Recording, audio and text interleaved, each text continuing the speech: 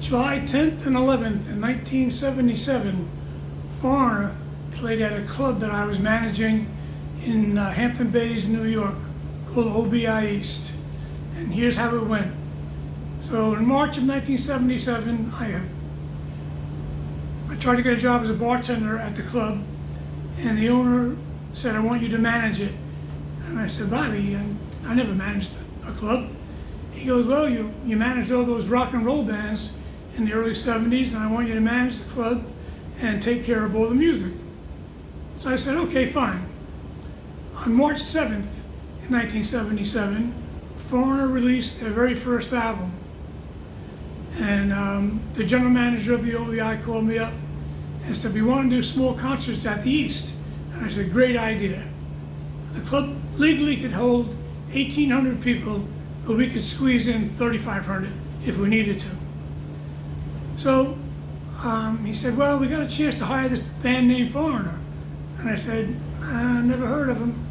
He goes, "Well, you got a record on the chart at number 99 with a bullet. And the name of the song is Feels Like the First Time." I said, "Never heard that song either."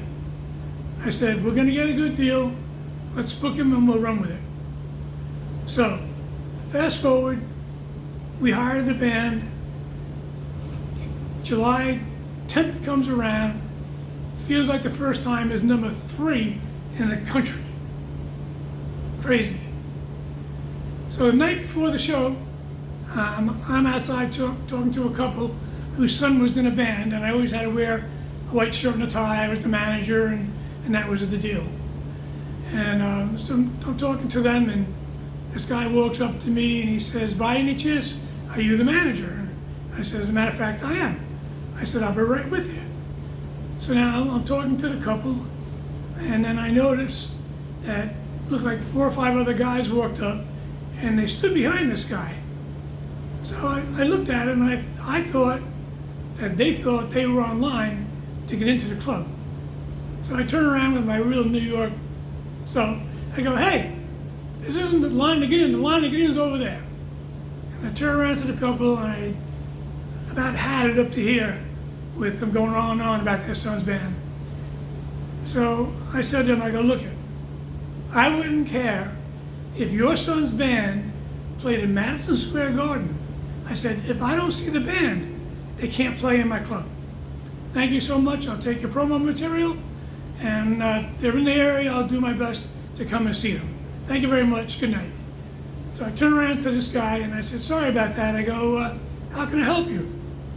He goes, "My name is so-and-so, and I'm the road manager for Foreigner." And I went, "Oh boy, this isn't going to be good." I go, "Okay, how can I help you?" He goes, "Well, the guys are here a day early. They want to know if they can come in to the club and party." I go, "Of course they can." I go, "Where are they?" And he points at him right over here. And Mick Jones and Lou Graham looks at me and they go, "We never played Madison Square Garden. Are you sure you're going to let us play here tomorrow night?" I said, "Come on, let's go inside." And so I spent 3 days with these guys, and they did 2 incredible shows at the club. They were given their very first gold album inside OBI EAST on that Saturday night. It was just mind-boggling and so much fun. And I went to see them in many other places: Jones Beach, Westbury, Bristol, Virginia, Atlantic City. Anytime I got a chance, I would go see the band.